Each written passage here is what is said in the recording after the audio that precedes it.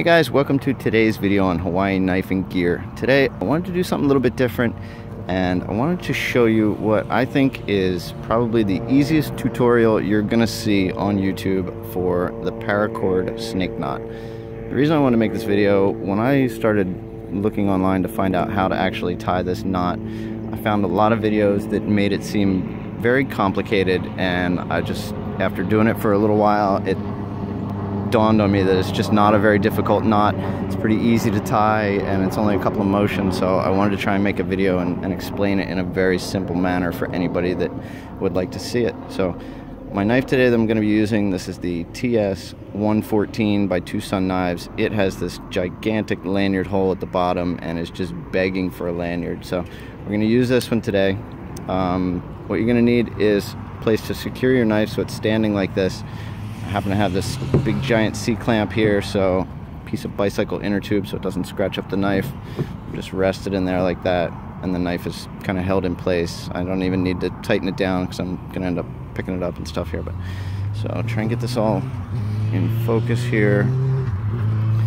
What you're going to need, obviously, some 550 paracord.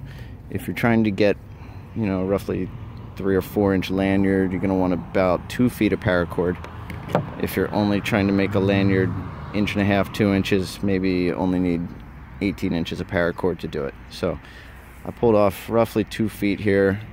I've already melted the ends over so it doesn't start fraying on me. And I'm going to start, slide this back here. I'm going to feed one end through the lanyard hole in your knife and have both of the ends even.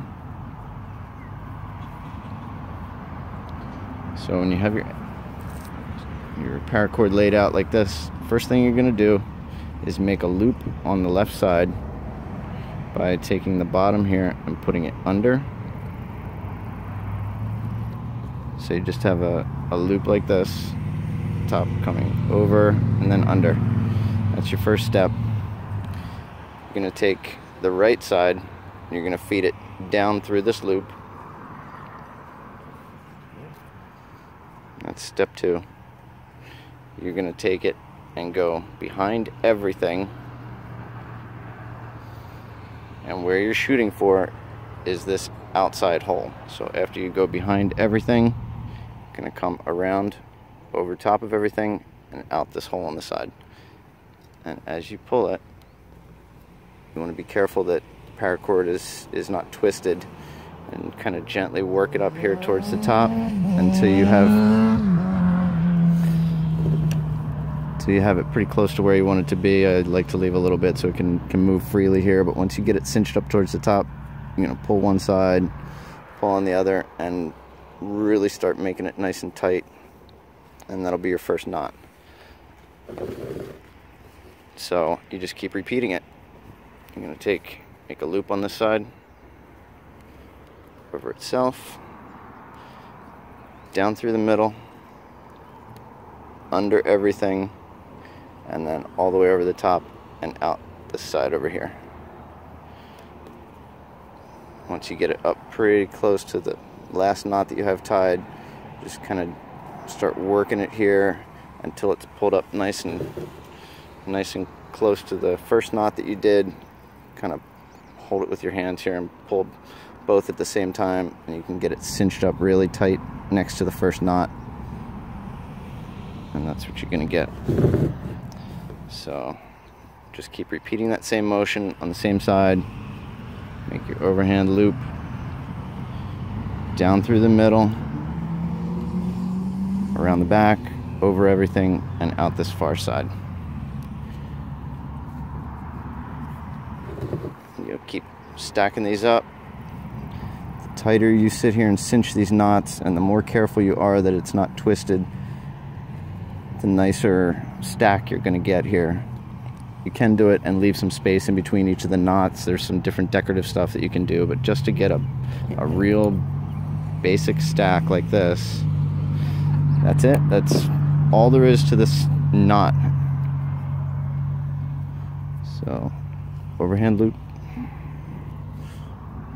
down through the middle, around the back, over everything, and out this side.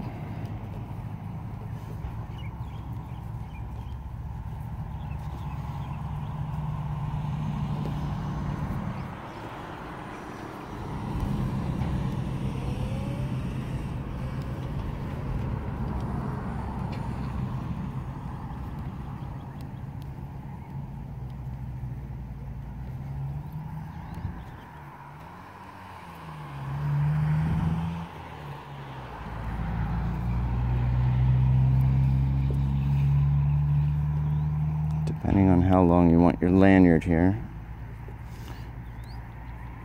I just want to keep cinching it up until it's nice and snug to the knot above it.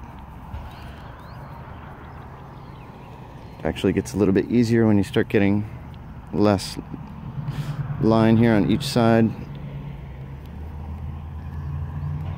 Over out the far side.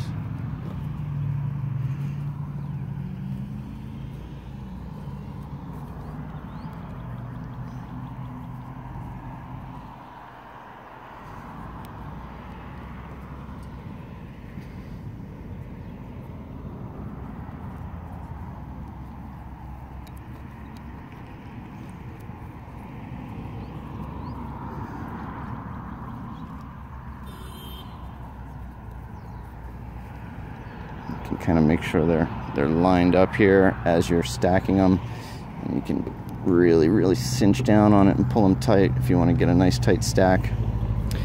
So I'll do a couple more here. One loop down through, around the back side, and out the right side hole.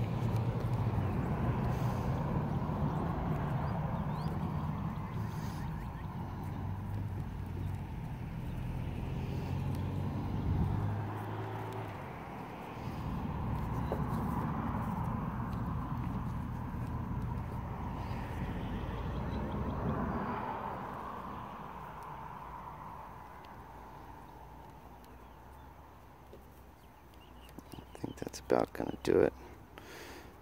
So get this last knot really tight here at the end. You're gonna want to get it real secure against the one above it.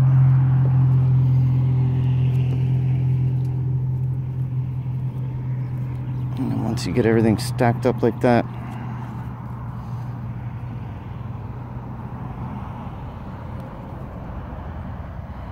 get it kind of twisted right here. Once it's all secure like that, you take the last little bit that you have, cut these ends off.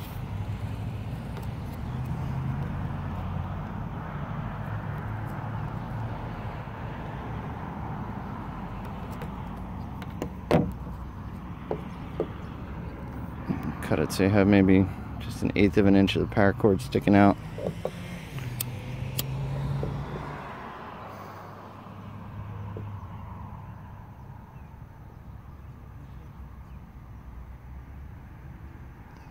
Just keep melting that end.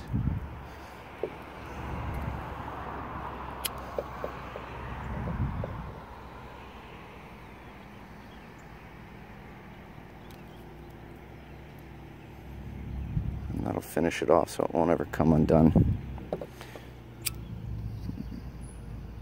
Clean it up a little bit here. Be careful, this stuff does get extremely hot when you touch it with your fingers if it's still melted, but once you get it kind of finished off like this, go over it a few times so there's no sharp edges up here.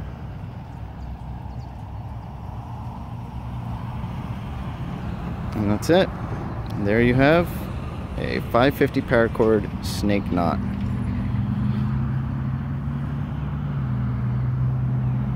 So out of that 2 feet of paracord, I got 2.5, almost 3 inch little lanyard here. Anyway, that's what I got today. I hope that was helpful for someone. I know the first time I went to go and find this knot on YouTube, it seemed very complicated to me, but once I've done it a few times, it's really very simple.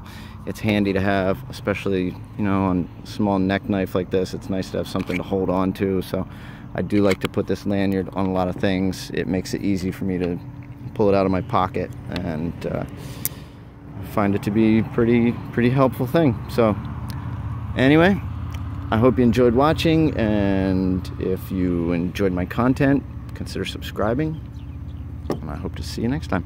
Thanks.